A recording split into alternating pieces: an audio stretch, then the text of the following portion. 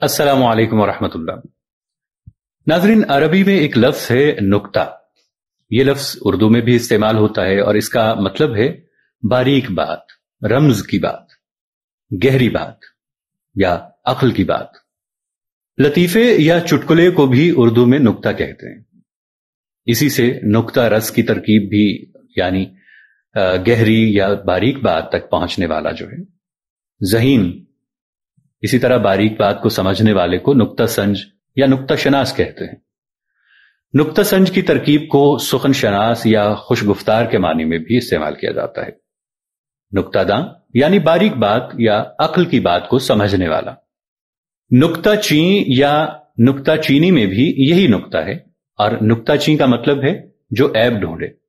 نکتہ چینی یعنی خامیاں چننے کا عمل، لیکن یہ چینی اردو کی چینی یعنی شکر نہیں ہے، بلکہ یہ فارسی کا چین ہے، چننے والا، اور چینی چننے کا عمل ہے۔ نکتہ چینی اسی لیے سب کو بری لگتی ہے کہ اس میں اردو کی چینی نہیں ہوتی۔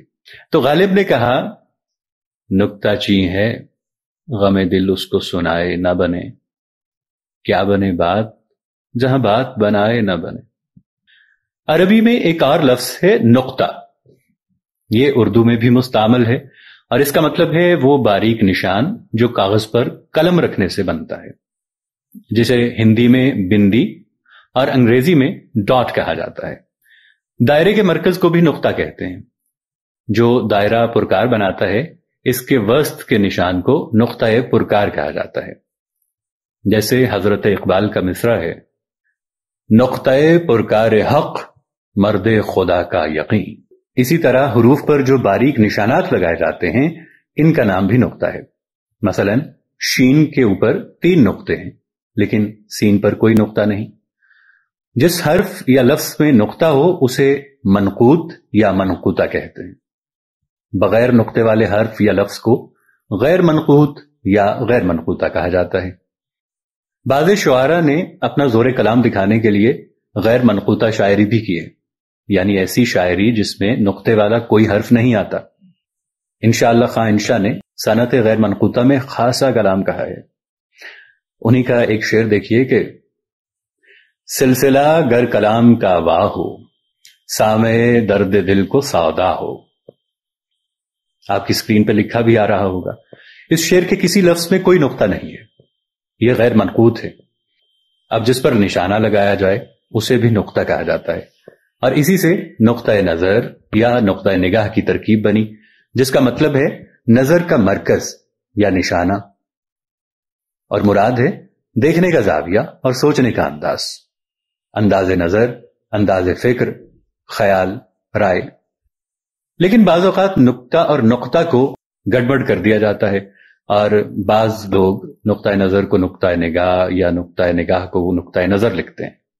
صحیح ترکیب ہے نقطہ نظر یا نقطہ نگاہ۔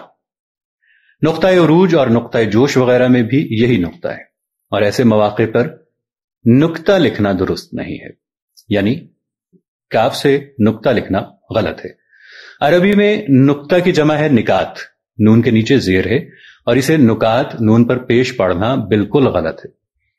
میر تقی میر کی کتاب کا نام نکات الشعراء ہے۔ فلاں حکومت کا 5 نکاتی منصوبہ تھا۔ ان سب جملوں میں نکات یعنی نون کے نیچے زیر پڑھا جانا چاہیے، یہاں نون پر زبر یا پیش پڑھنا صحیح نہیں۔ اصل میں عربی الفاظ کی جمع صرفی وزن پر بنائی جاتی ہے، اور عربی الفاظ کی جمع کے اوزان میں سے ایک وزن ہے فعال، فے کے نیچے زیر ہے، لہذا اس وزن پر جتنی بھی جمع بنے گی سب کے پہلے حرف کے نیچے زیر ہوگا۔ مثلا جبل یعنی پہاڑ کی جمع جبال، رجل یعنی مرد کی جمع رجال، بلد یعنی شہر کی جمع بلاد، خصلت کی جمع خصال، روضہ یعنی باغ کی جمع ریاض، کریم کی جمع کرام، جیسے اساتذہ کرام یا صحابہ کرام۔ اسی طرح نقطے کی جمع ہے نکات، جبکہ نقطہ کی ایک جمع عربی میں نقات ہے، یہ بھی فعال کے وزن پہ ہے، اور دوسری نقط یعنی نون پر پیش اور قاف پر زبر کے ساتھ۔ گویا نقات اور نقط کا لفظی مطلب ہو گیا بہت سے نقطے، بے نقط کے مطلب بغیر نقطوں کے۔ اردو میں محاورہ ہے سنانا، یعنی فحش گالیاں دینا، مغلطات۔ وجہ تسمیہ غالباً یہی ہے کہ بعض لوگ جب گالی لکھتے تھے تو اس پر احتیاطاً نقطے نہیں لگاتے تھے۔ صحیح ترکیب نقطہ نظر ہے، قاف کے ساتھ۔